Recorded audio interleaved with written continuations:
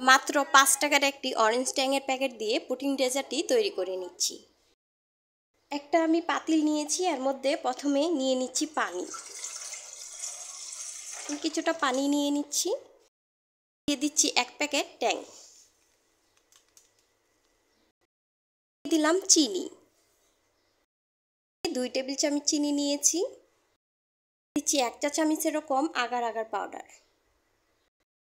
এগুলো উপকরণ খুব ভালো করে মিশিয়ে নিচ্ছি। মশলাটা ধরিয়ে দিলাম, তারপরে নাড়াচাড়া করে নিচ্ছি। জেলির মিশ্রণটা খুব ভালোভাবে বলক এসে গিয়েছে, 2-3টা বলক আসলেই এখন চুলাটা বন্ধ করে চুলা থেকে নামিয়ে নিব। এখন এই জেলির মিশ্রণটা যেই পাত্রে সেট করব, তো ওই পাত্রে ঢেলে নিলাম গরম গরম অবস্থায়। জেলির মিশ্রণটা ঠান্ডা হওয়া আগ পর্যন্ত রেখে দিচ্ছি রেস্টে। আর এখানে পুডিং তৈরি করার জন্য আমি নিয়ে নিলাম দুধ, অ্যাড করলাম 1/3 কাপ চিনি। চিনিটা আপনাদের পছন্দ অনুযায়ী অ্যাড করবেন। দিয়ে দিচ্ছি আগার আগার পাউডার 1 চা চামচ। আমি ঠান্ডা দুধের মধ্যেই আমি সব উপকরণগুলো দিয়ে মিশিয়ে নিচ্ছি। দুধের সাথে চিনি আর আগার আগার পাউডার খুব ভালো করে মিশিয়ে চুলাটা জ্বালিয়ে দিচ্ছি। চুলাটা ধরিয়ে দিয়েছি আর এভাবে করে নাড়াচাড়া করতে থাকবো যতক্ষণ না হয়ে আসছে। নাড়তেই এটা বলক এসে গিয়েছে, আর আমি খুব বেশি জাল করব না, 2-3টা বলক দিয়ে চুলা থেকে নামিয়ে নেব। এখন এটা হয়ে গিয়েছে, এখন চুলা থেকে নামিয়ে নিচ্ছি, চুলাটা বন্ধ করে দিচ্ছি। এদিকে অরেঞ্জ জেলিটা হয়ে গিয়েছে, খুব ভালোভাবে ঠান্ডা হয়ে গিয়েছে। এগুলোকে আমি ছোট ছোট করে স্কয়ার শেপে কেটে নিচ্ছি।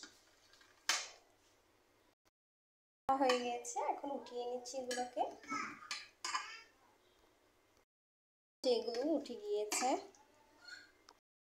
ওতেই পুডিংটা সেট করব, তো ওইটাই নিয়েছি আমি। একটা আইসক্রিমের বক্স নিয়েছি, এর মধ্যেই আমি এই জেলগুলো দিয়ে দিচ্ছি।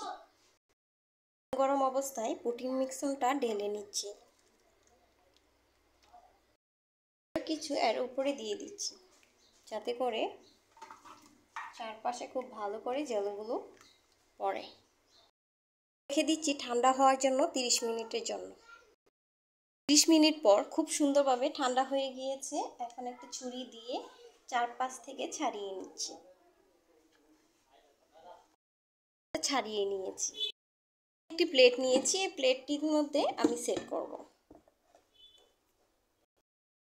হাত দিয়ে উপর থেকে আস্তে আস্তে করে এভাবে থাপা দিয়ে দিচ্ছি।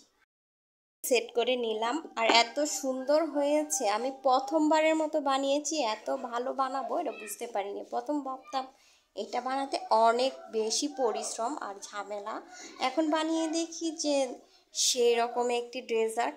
অরেঞ্জ ডেজার্টটি যারা এখনও তৈরি করেননি আমার মতো, তারা এক্ষুনি করে ফেলুন আমার এই রেসিপিটা ফলো করে। পুডিং ডেজার্টটি কে কে এখনও বানান নাই, তাড়াতাড়ি বানিয়ে নিন। আর এই ঠান্ডা ঠান্ডা এই গরমের মধ্যে এই পুডিং ডেজার্টটি অসম্ভব খেতে হয়েছিল। এই ঠান্ডা ঠান্ডা এই ডেজার্টটি, পুডিং অরেঞ্জ ডেজার্টটি কার কার পছন্দ কমেন্ট করে জানাতে ভুলবেন না।